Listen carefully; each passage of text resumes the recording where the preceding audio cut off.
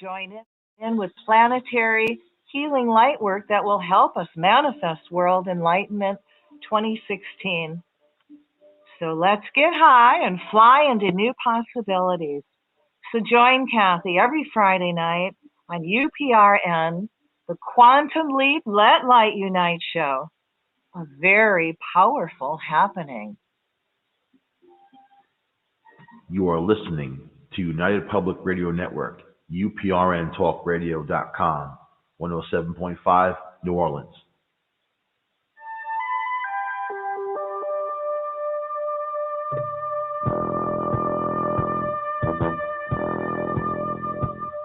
Tune in to UFO Undercover, Wednesdays at 8 p.m. Eastern, with your host, Joe Montaldo, right here on the Paranormal Radio Network.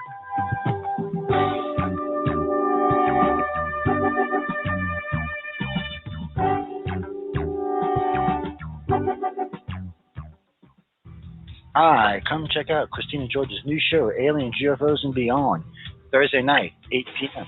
See you Thursday, Jeff. UFO Undercover with your host, Joe Montaldo, right here on the Paranormal Radio.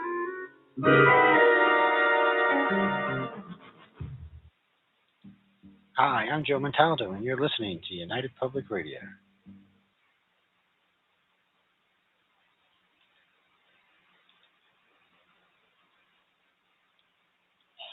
This is Michael Angley of Michael Angley Live, Discovery Paranormal, and the Daily Update with Michael Angley. For the best news and commentary, tune in to Michael Angley Live every Saturday at 6 p.m. Eastern, 5 p.m. Central.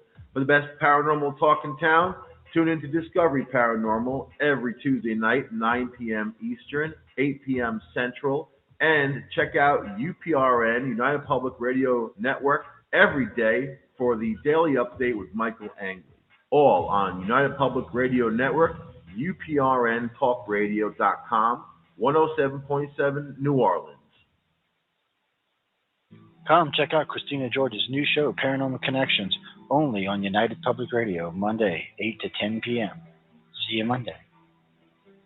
Hello, you're listening to United Public Radio. I'm Joe Montaldo, host of News on the Flip Side. Check us out every Saturday night, 6 to 9 p.m. Central Time.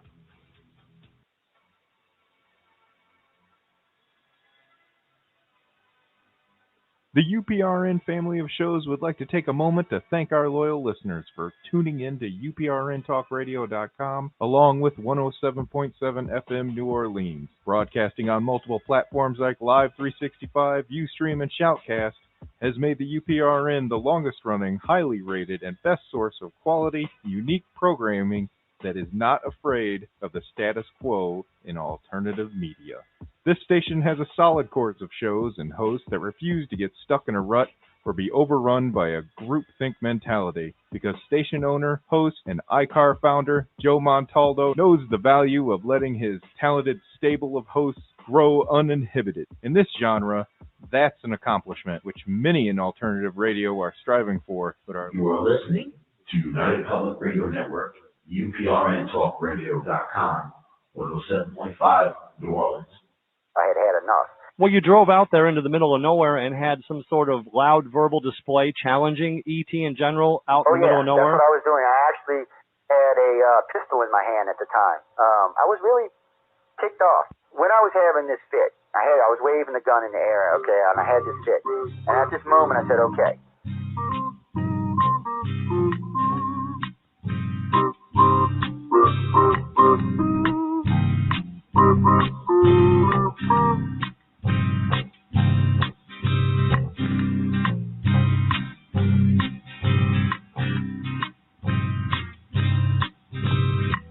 He was a Louisiana man named Montaldo.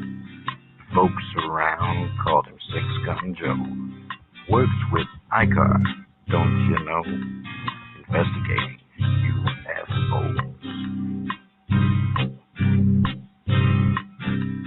Out for a drive with a gal one night, they stopped to check out the reporting site. When an alien lit right there on the ground, commenced to throwing his weight around. Now, old Six Gun didn't take too kindly to that kind of thing, especially Vaseline or anything like that, seriously. Well, Six Gun looked that critter right in the eye and said, any last wish before you die? Yo, reached for his gun, quick as a twitch, and said, fill your claw, you son of a bitch. Now a legend spread across the land about this pistol-waving man. But if you're from space or from Earth below, you don't give no lip to Six Gun Joe.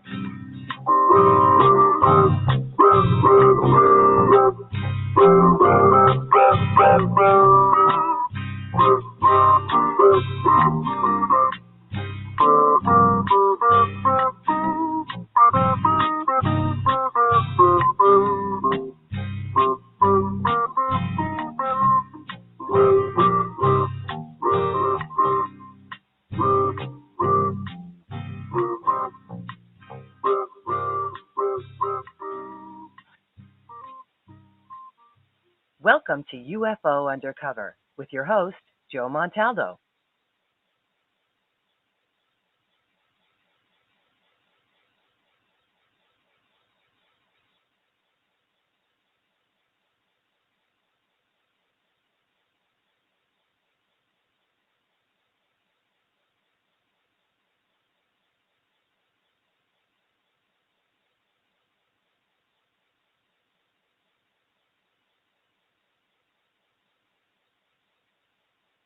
Like Natasha says, I am your host, Joe Montaldo.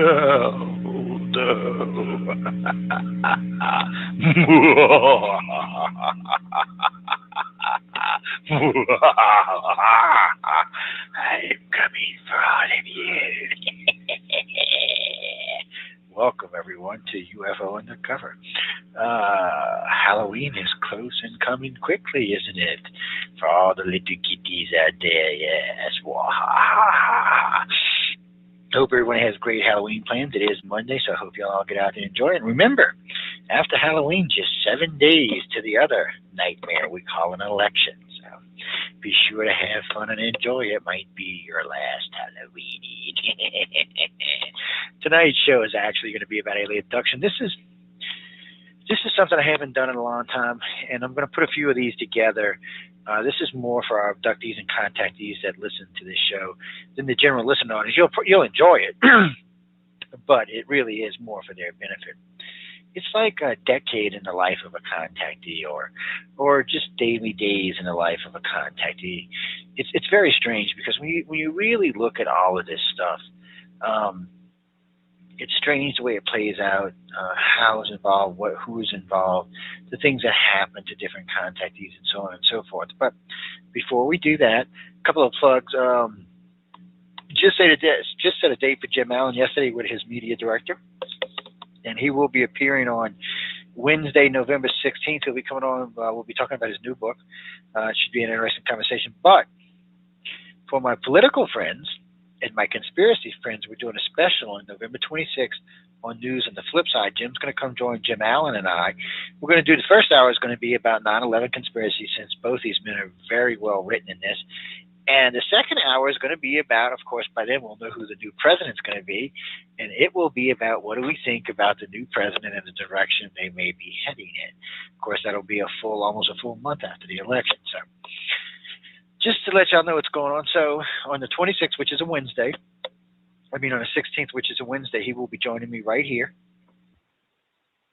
on UFO Undercover, and we'll be discussing his new book and then a few other topics. If I know Jim and I, we rarely can stay to one topic.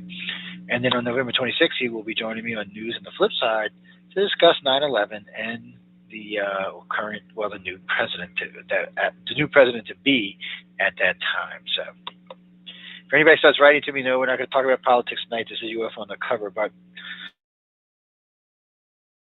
we carried one of Trump's live just a few minutes ago. It'll be archived later on if anybody wants to catch it tomorrow. We're going to be carrying a Hillary Clinton one. Look, guys, the station has a wide range of hosts. We have independents, we have middleists, we have Republicans, we have Democrats, we have libertarians. So we have to be fair and present everybody's sides. We've had some of Gary Johnson stuff on. Jill Stein, I just can't. She's so far down in the polls, it's hard to really play anything. Besides, every time I listen to her, she's crazy. So you probably won't hear her stuff. But the other three you will hear. I do believe in giving the independent libertarian a shot. But anyway, enough about all of that. So y'all know what's upcoming. We've got a few more shows and abduction stuff, and then we'll start probably doing a few abductee shows in December. But anyway, tonight is really more about some of the stuff we hear when we hear about abductees and contactees. So we're going to use Jane Smith, Jane Doe. Jane finds out she's pregnant. Okay, now Jane is an abductee / contactee, however you want to view this. She's in her mid-30s, maybe early 40s, probably late 30s, more like it. Now she's been dealing with this abduction and contact stuff all her life, so she's worried because now she's going to have a child, and as a child, we're going to go through this. Well, we're not going to discuss the mother tonight. We're going to discuss the child. So around 5 or 6 months pregnant, she's abducted. Just standard abduction procedure. They bring her on board the ship. They do the usual stuff. But of course, she's pregnant. So they decide at that time, technically that is that baby or that contactee's first abduction is inside the mother's womb. They examine it. They can, I don't know how they do it, and we've seen images of these and we've seen drawings of these. They can actually physically, in a field, remove the baby from the womb and examine it outside the womb. Very, very advanced, very interesting, very freaky stuff for a mother, I would imagine. It's interesting because so many moms have described this, I should say so many contactee, abductee moms has actually described this, so I find it to be a bit chilling, a bit freaky, but they describe seeing it like this. Now, this will happen again 2 or 3 more times before the baby is born. So this baby is basically born an abductee. So now the baby's born. The mother's nursing the baby, or they're bottle feeding, whatever it may be. So probably at 3 or 4 months, they come take mom and baby. And then again, probably about 10 or 12 months. And then again, around 2 years old.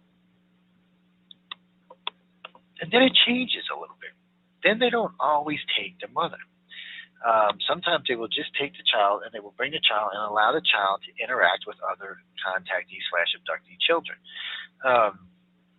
3, 4, 5, 6, 7, we hear about this commonly, where these children are brought on board the ships and allowed to interact with other children, basically making friends and understanding stuff. And at this point, for the most part, these children really don't have a fear of the aliens. Most of them will say stuff like, "Oh, it's my bug-eyed friend or my lizard friend." I can't tell you, but children have said, "Oh yeah, I was petting my lizard. He feels like soft, like I guess the closest thing to it would be like a soft suede." It is eerie to hear a child talk about this and then given out just excellent view, an excellent description of a reptilian or a gray or a human. And it's interesting to listen to them talk about this. It's funny too, when people touch the reptilian, they don't describe it as being cold to the touch. It feels just like, a lot of times they said really when they grab them, it doesn't feel all that much different than if they're grabbing a human, which suggests they're warm-blooded, but that's for a whole other show. And then that, of course, doesn't make them real reptilians. But anyway, we don't want to segue. We don't want to get sidetracked to tonight's show. So here's this baby, or this young child. It's being brought on board this ship. It's being allowed to act with other children, to get together with them, to make friends, to build bonds, and so on and so forth. Sometimes the mothers are allowed to be there. Sometimes the father's allowed to be there. Sometimes there's other type of interacting going on where the parents or the mother or father, if both parents are abductees and it's a mother or father, then you'll see mother or father. But if both of them, a lot of times you'll see both parents. But regardless, the child will be there making friends and being imparted knowledge and being given things and understandings far beyond their little 6, 7, 8-year-old, 9-year-old mind. Now, this goes on all the time. They bring them on and they allow them to interact with other people on board the ships. They allow them to even interact with other alien children on board the ship. So there doesn't seem to be any fear or any malice or anything else at this point. Now, I'm not saying that all children who have this event aren't scared, because some of them are, and some of them do have fear. But for the most part, 85, 90% seem to not exhibit any fear whatsoever. They seem to embrace these contacts, which still freaks me out a little bit. You're basically embracing an alien abduction, an alien contact. You're like, really now? Okay, this is just a tad bit freaky. But the kids do it. And it's so weird as an investigator when you're talking to the parents and the children come in, or they've recorded. A lot of times I ask them to let the children talk without, talk about an experience without them interjecting it on a tape. And so we can hear it that way.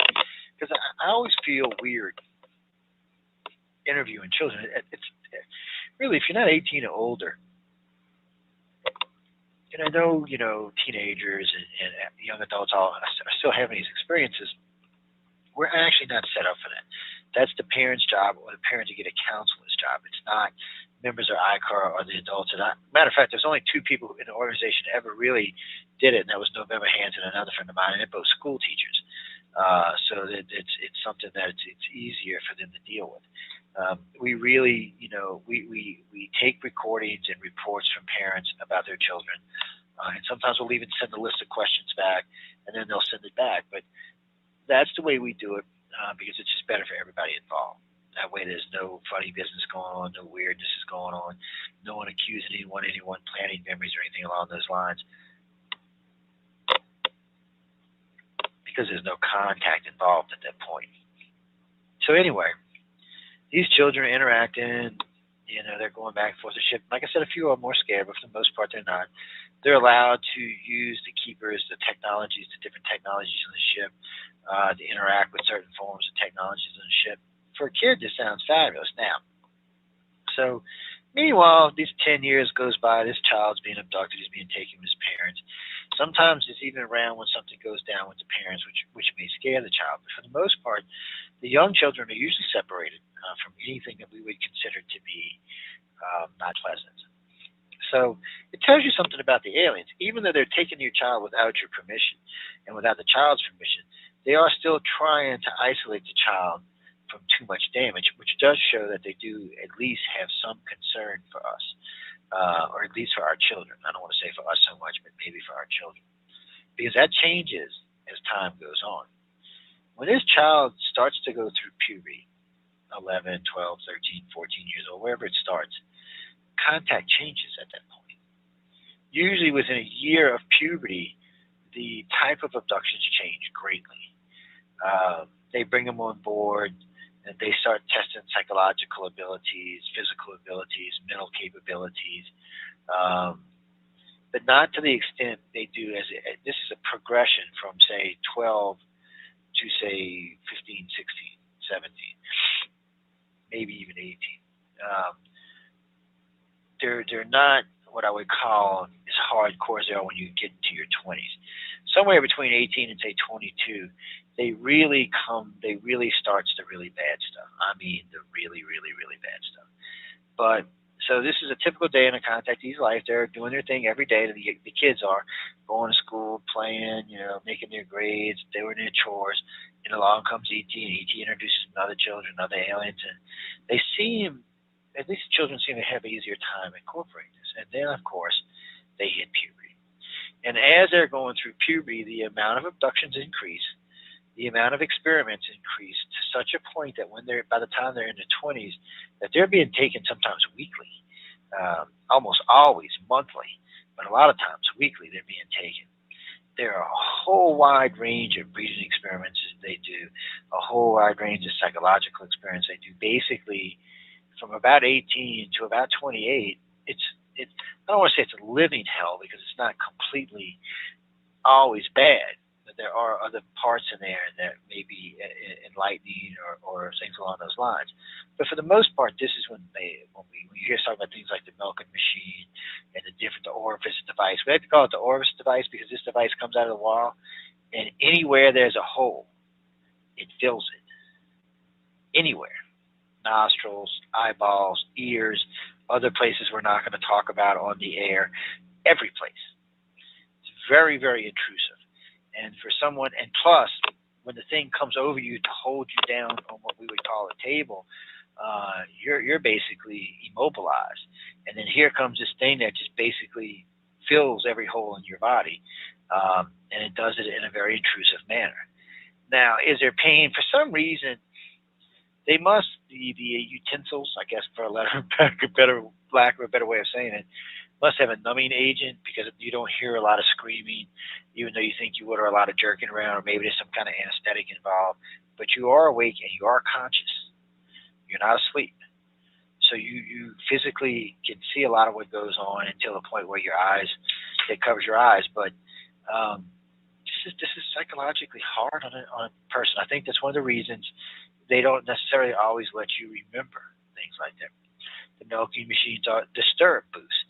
There's a couple of rooms we've seen over the years where they have these circular table things where there are basically, there's like, it's either 8 or 12 chairs, and each chair has a set of stirrups on it. If you don't know what that is, ladies and gentlemen, you're too young to be listening to this show.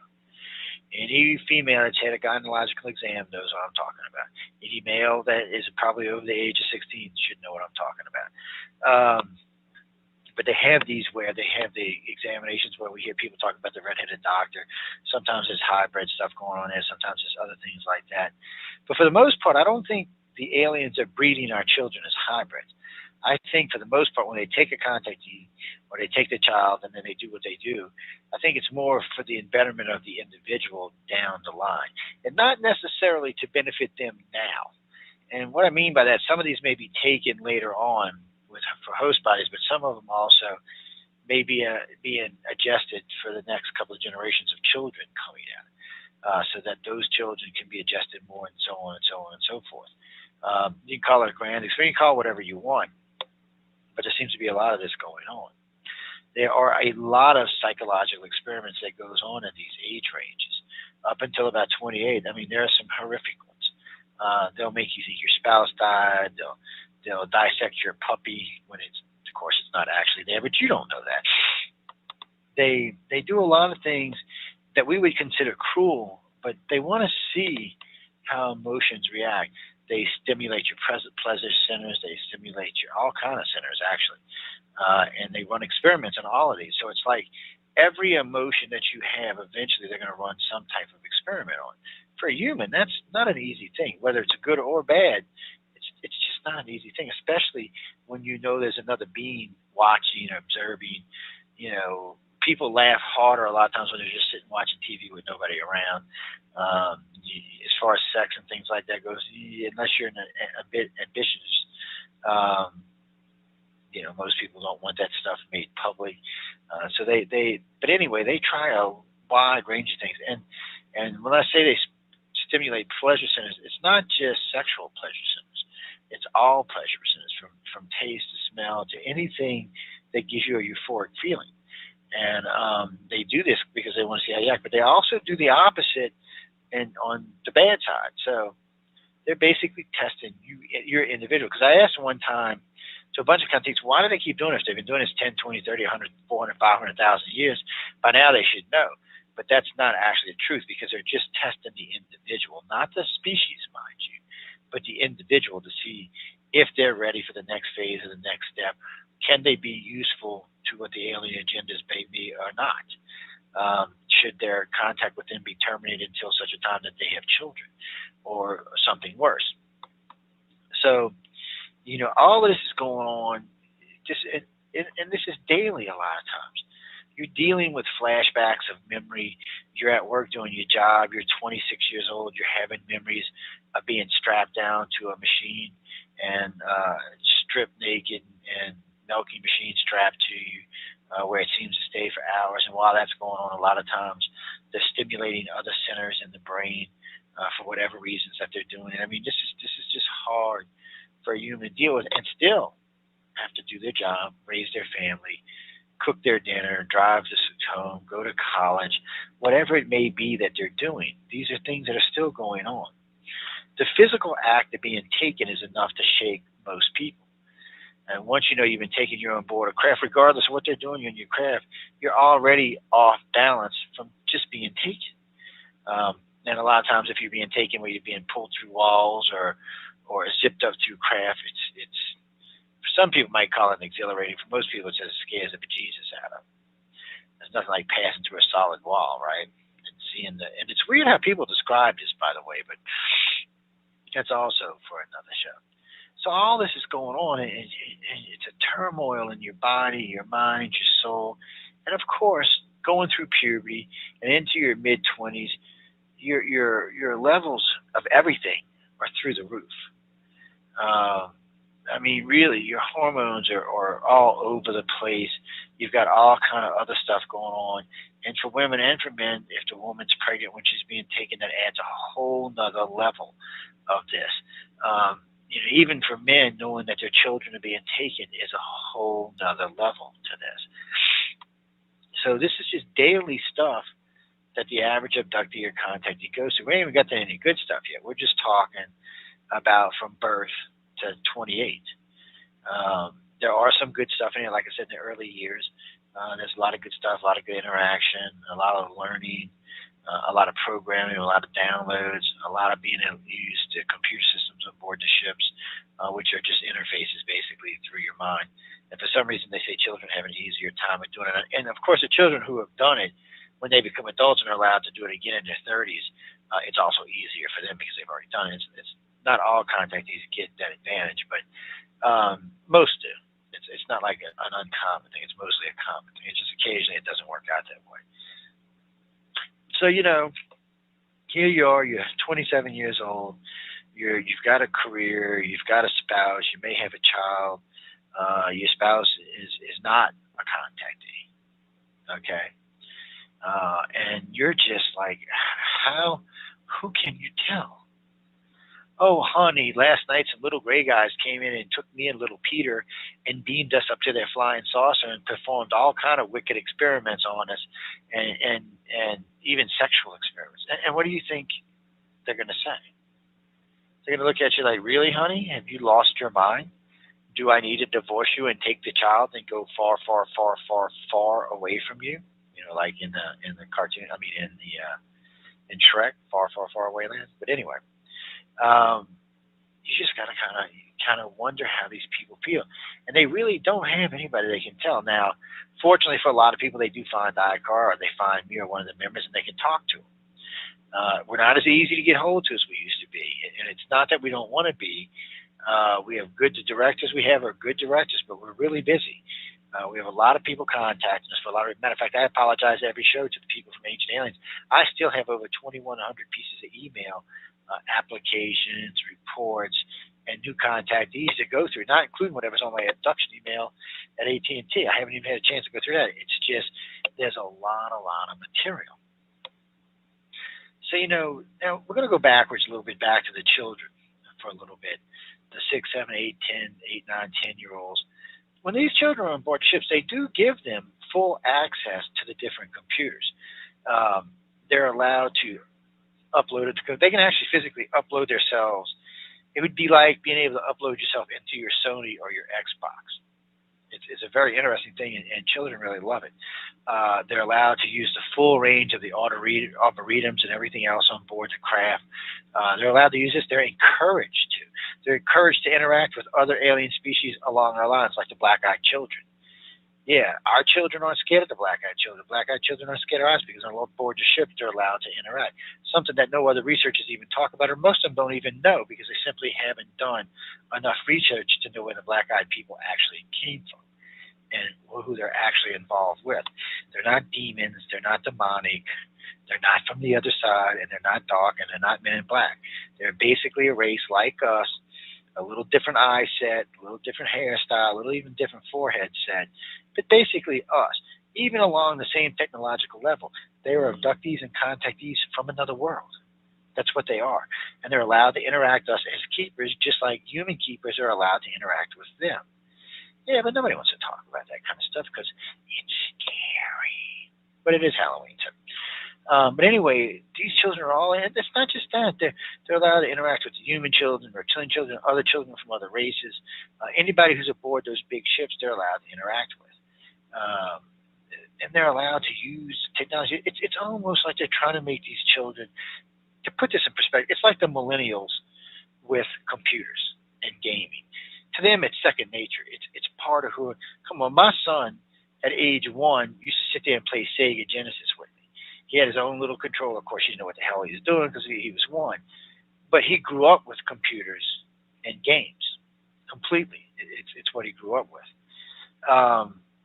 And that's most of the millennials today. That's what they grew up with. So for them, it's pretty much the same set. It's pretty much the same mindset, the same energy set. It's just they want these children. It's almost like they're preparing these children for something later in life on a more higher technological level, or maybe when they know the time comes to take them or upload their consciousnesses or whatever, they may want them to already have this certain amount of information stored in their memories. I mean, we could sit here all night and come up with lots of reasons why they do it, but they haven't really told us yet, so we're just basically speculating at this point.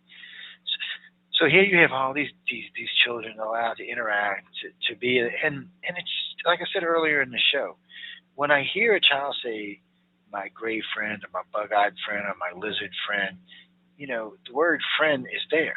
There's no fear. There's no running and hiding from it.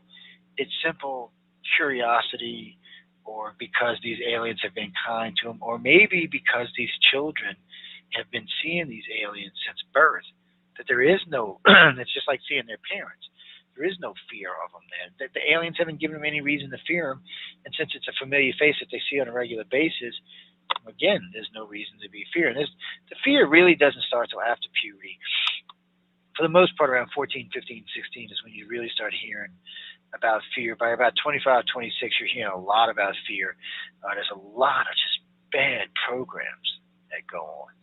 You hear about spinal cords being removed and put back, limbs being severed and put back, eyeballs being taken. Perfect experience. 28-year-old woman said something. I forgot. I'd have to go back and look at my notes, but it was something along the lines. I think she was praying to Jesus to save her, and the Greys took her eyes out and faced them back towards her and said, "Here, see if he can save you now." Obviously, they don't believe in the same God we do. And that's a traumatic experience. Having your eyes removed and then seeing yourself through your own eyes while they're outside your body. I don't know, guys. That's pretty harsh. And it's funny because a lot of times we'll hear about people with these limbs and spines and legs and all kinds of stuff being removed. And when they go to the hospital to check it out, they really don't find these scars or any marks, but they usually do find heightened levels of serotonin, heightened levels of different hormones and a few other things, suggesting that there was something that stressed the body, but there's no physical, as far as they can tell, there's no physical cause for the stress. These cases are always interesting. And every now and again, you get lucky and there's some kind of mark left behind. Like in one lady's case, when they reset the bone, this is a strange case, but the lady had broke her bone in a car accident. And when she had this happen, she went back to see the doctor, and the doctor said, "No, your leg's fine." And he noticed that, where the break was, the jagged, the way the bone healed was no longer there. It was smooth, like it had been remelded together. There was no break, no mark of a break, no seam of a break. And he had x-rays on this. So even he was astonished that, like you say, well, I can't see how the body completely healed itself like this, but it did. There was no bone spurs or anything along those lines. So even then, even when the aliens are torturing you, sometimes they fix stuff, but for the most part, they don't interject in our health in this. And you got to remember, a lot of people in their 20s that are having immune problems, psychological problems. There's so much here to deal with.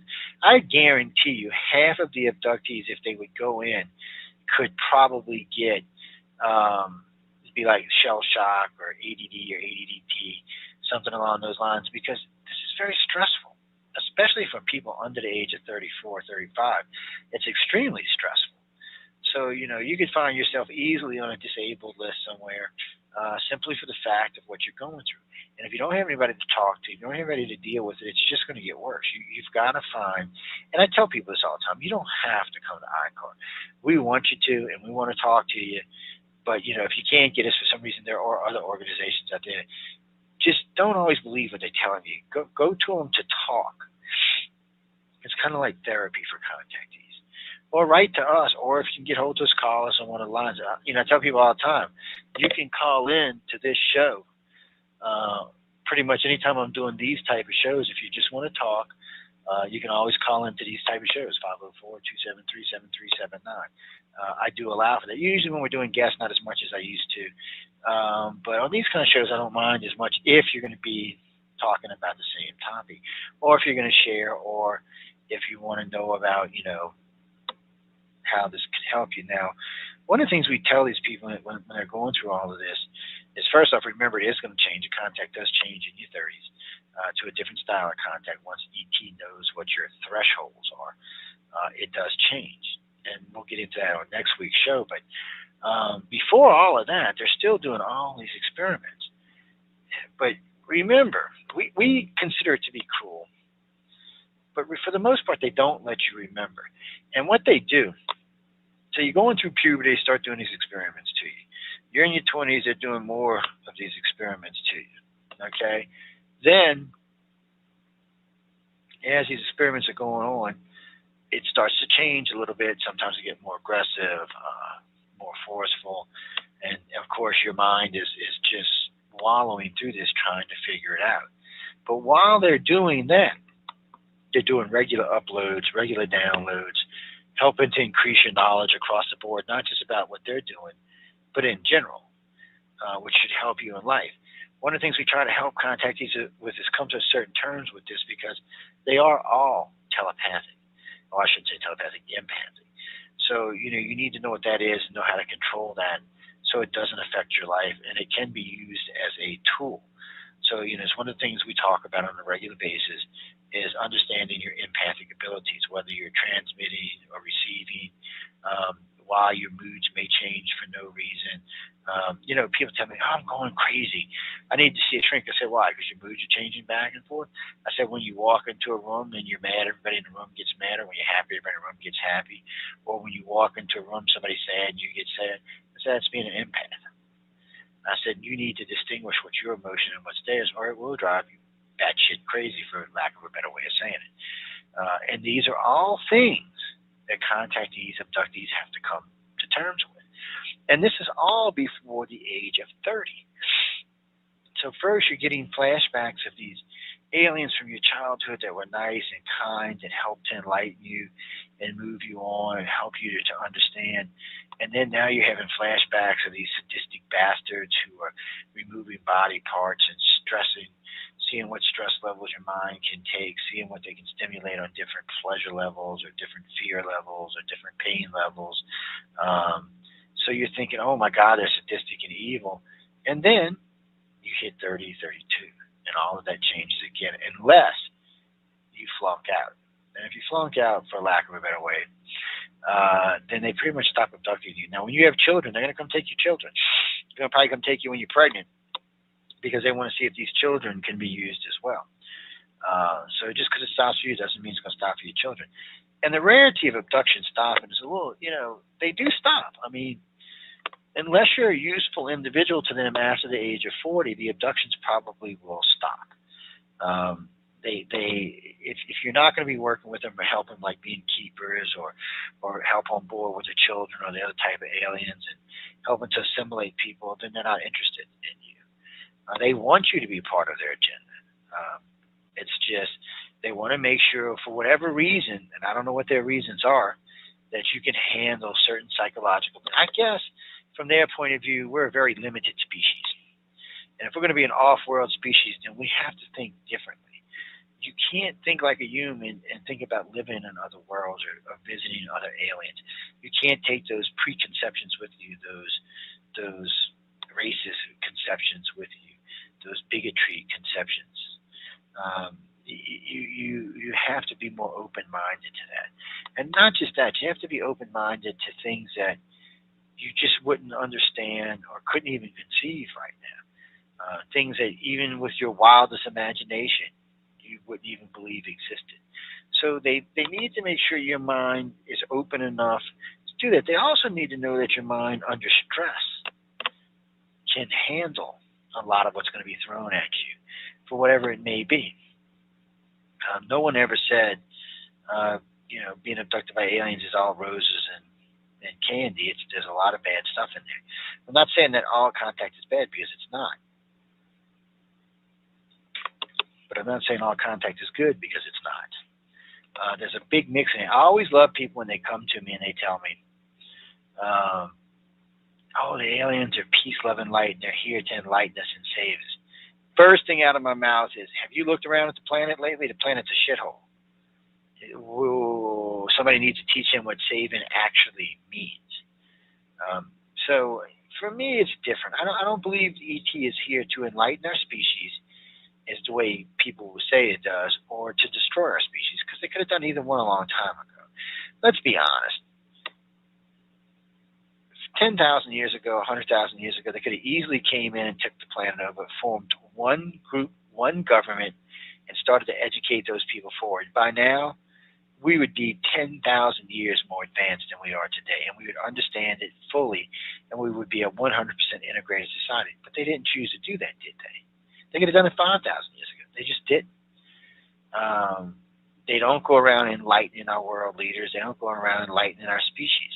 But at the same stroke, 10,000 years ago, they could have wiped out everybody on the planet, because there wasn't that many in the start of. 100,000 years ago, there was hardly anybody here compared to today. Just turn on your sensors, find all the humans, and zap their asses, and the planet's yours. And they could start wars and stuff like that today. That's not what they're here for. They're not here to destroy us, and they're not here to enlighten us. They have their own agendas, and humans are part of the agenda. Stop thinking, humans, that you are the agenda. You're not.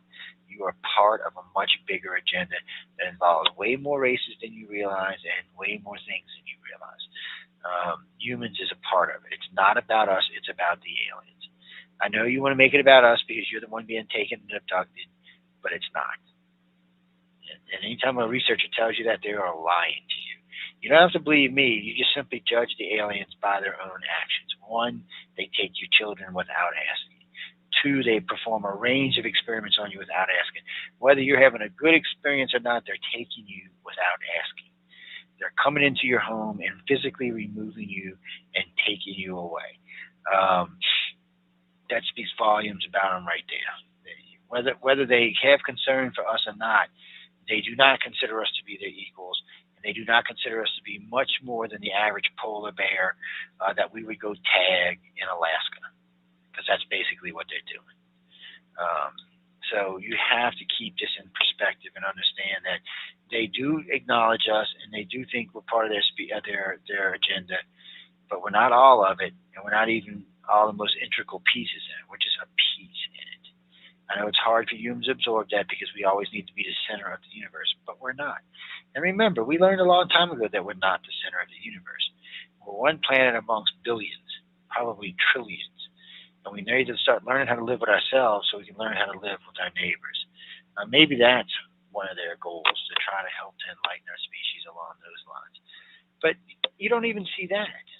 I mean, look at what's going on our planet right now, between Russia, the United States, China, Iran, Iraq, North Korea. It's a disaster waiting to happen. If ET was here to enlighten us, none of that shit would be going on. So, I mean, you can kind of rule those out.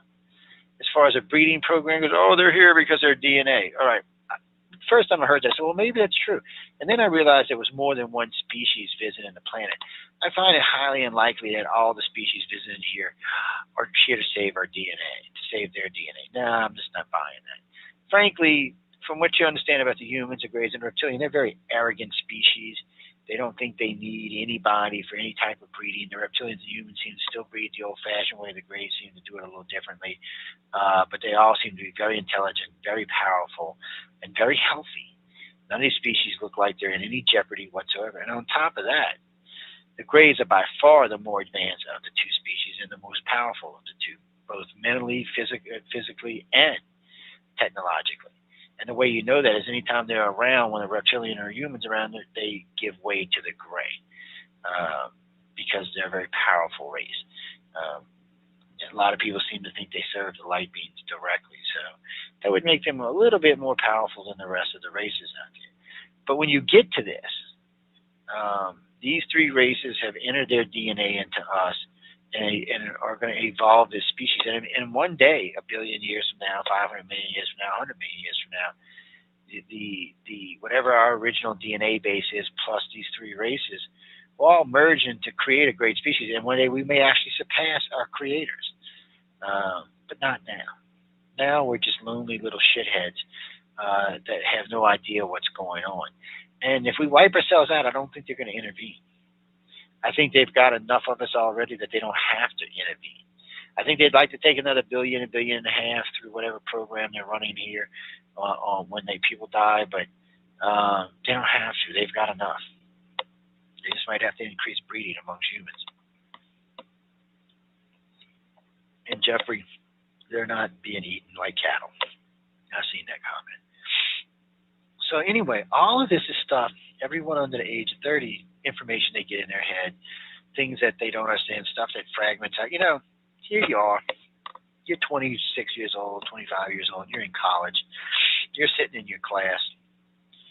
And all of a sudden you're flipping through and you see something either on a computer screen or a book that triggers a memory of your abduction.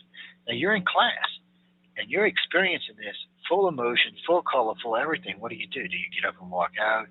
Do you hold it as tight as you can? Do you tell your friend sitting next to you? Do you tell a teacher, hey, I'm freaking out because I'm seeing a reptilian probing me? So you have to hold yourself tight. You still have to acknowledge what your teacher's telling you, try to accumulate and assimilate the data that you're being taught, and still not lose your mind because of what actually is going on in your head from this type of abduction. Like I said, you know, from 12 to 28, these are harsh abductions. There's a lot that goes on here. Really, like I said, 16 to 28, but these are really harsh stuff that goes on here. Most of it you will never remember. That's why when people ask me, will you regress me? I'm like, do you really want to know? Because you never know if all this stuff from your 20s, and some people, believe it or not, will call me because they want to be regressed for that particular time. They really want to be regressed for that particular time. They want to know what happened to them in their early puberty and in their 20s. And when it all starts coming out, it really freaks out a lot of people. I mean, there's one experiment they perform. Okay, they bring you in there. They put you hovering.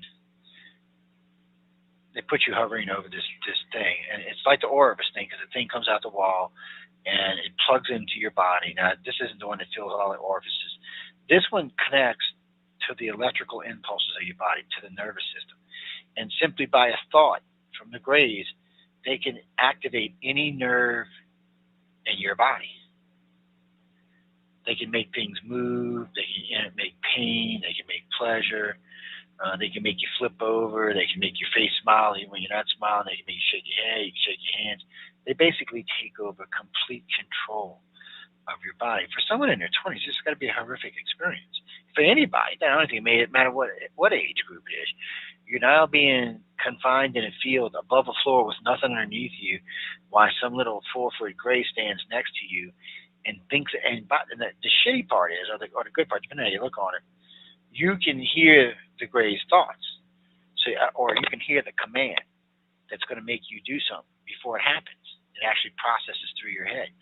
So the gray puts the thought in, the body twitches. The gray puts the thought in, the heart races.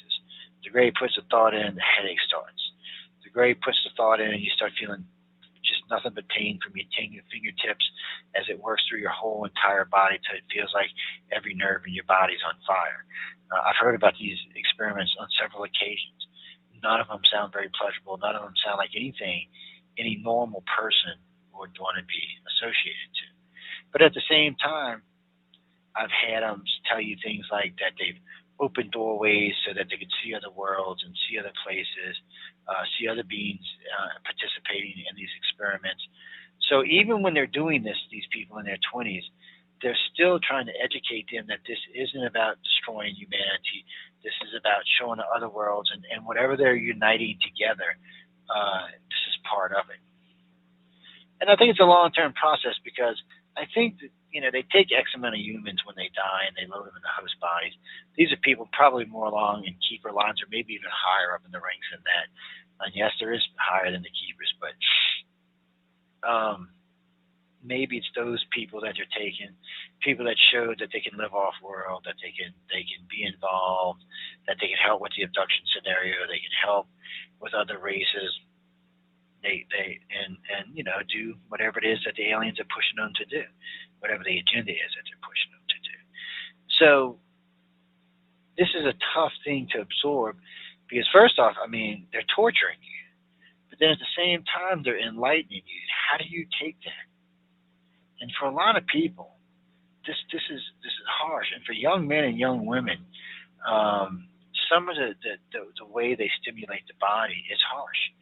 Some of it is unbelievably pleasurable to the extent that it's almost an ecstasy-like thing. So these are things that they do, and it's very confusing for the average, person. It's also very confusing because, like I said at the beginning of the show, they're allowing these children to interact on a galactic scale, I guess, for a lack of a better way to see it.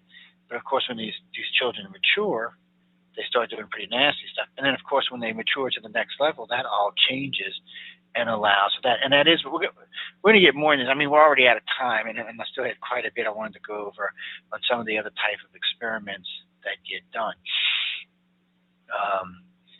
There's one that's very, very interesting. It's like Pictionary. They put pictures through your head, and they do it at a fairly fast rate.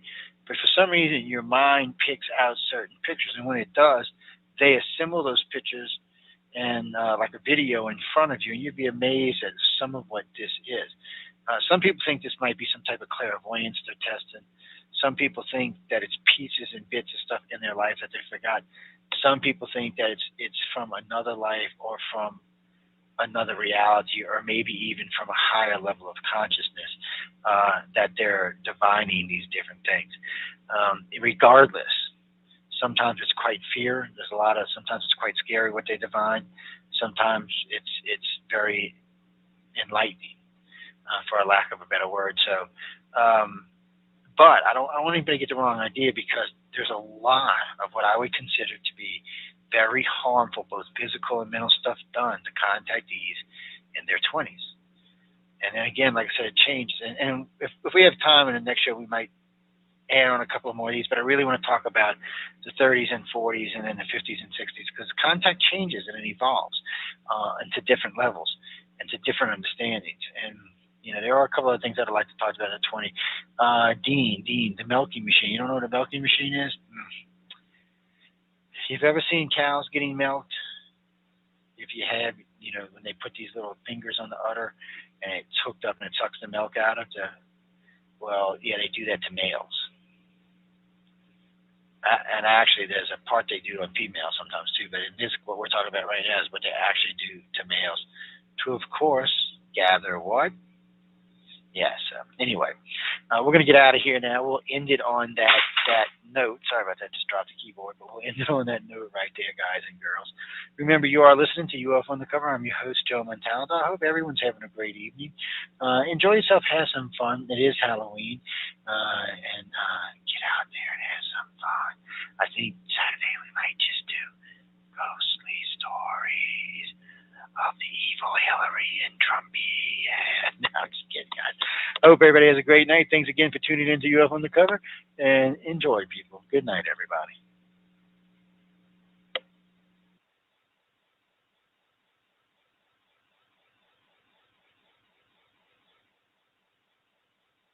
You are listening to United Public Radio Network, UPRNTalkRadio.com, 107.5 New Orleans.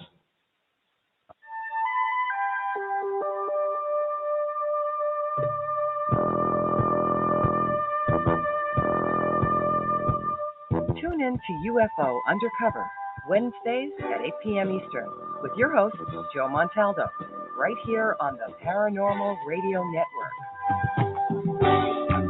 Hey everybody, we're the Foo Fighters. Check out our new movie, Studio 666. Oh my God! Dude has got one flew over the cuckoo's nest crazy. Yes, I did. Get ready to laugh, scream, and headbang in your popcorn. It's this place, man. What do? We go save his Studio 666. Is the album almost done? Yeah, it's killer. Only in theaters. Now playing. Rated R. And who else do we have here? We got $5,900. We got Noble Patrick, Simon Condon, the gorgeous Pam McSee, Bob Perkins. How are you, buddy? Go 66. Boo. Jenny, how are you, gorgeous? Mr. Lurks-a-lot, thanks for coming on in. The gorgeous and talented Kira. Enzo, what's happening? M. Coons, it's been a while. How you doing? Jesse Peak, good to see you, buddy. As we continue on with roll call, the gorgeous Aunt Edna. Stephen Edmond, good to see you. Drew Boris, thanks for coming on in. And will we have enough time? Ed Clater's here. The Ed Clater. Hi, George Almaraz. How are you, man? Media Fox, good to see you. Steve Wolf, always a pleasure. As we continue on with roll call, we're going to have enough time. I think we are. All right, let's see. Terry Brown, nice to have you here. Reptilian, what's happening? What's going on? Jazzy Small, welcome to SOR Chat. And who else do we have here? I don't know. Maybe we won't make it. It was that birthday song. That's what killed it. The birthday song, but it was so worth it. All right, 15 seconds. Can we do it? Can we do it? Boom, to gorgeous Bama. And I think that might be about it because we're caught up. We made it. All right, favor time. Horns up. Let's rock. British Columbia to you listening around the world. This, my friends, is Spaced Out Radio. I am your host, Dave Scott, sitting in the captain's chair of SOR headquarters. We welcome you to tonight's show on our terrestrial affiliates around North America, digitally on TalkStream Live, Revolution Radio, and KPNL. All of our archives are free. Join us at youtube.com/Spaced Out Radio. Do me the favor, hit that subscribe button. You can follow us on Twitter at Spaced Out Radio, Instagram at Spaced Out Radio Show, and on TikTok at Spaced Out Radio. Our website, spacedoutradio.com. We have a plethora of features for you. Rock out to Bumblefoot. Read Shirky Poo's Newswire. Check out our swag as well. Tonight's show is brought to you by Chive Charities. Help make the world 10% happier by visiting Chive Charities today. You can find them on our website. Yeah, we have a great show for you tonight. Lon Strickler starts a new era of strange days with his cryptid adventures. Hour 3, we got another great story from the swamp, courtesy of Swamp Dweller. Fedora John is back with the UFO report. Shirky Poo's got the news and the thought of the Dave. Tonight, we begin a brand new era of Spaced Out Radio with strange days. And of course, it is with heavy hearts, but we must always look forward. As our new monthly contributor, Lon Strickler, joins us from phantomsandmonsters.com. Of course, we do love having Lon here. He's an amazing and perfect fit to what we do and to take over from his best friend and ours, Butch Witkowski, whom we lost back on January 13th. Lon is no stranger to the cryptid world, and he's been chasing down monsters for almost 2 decades.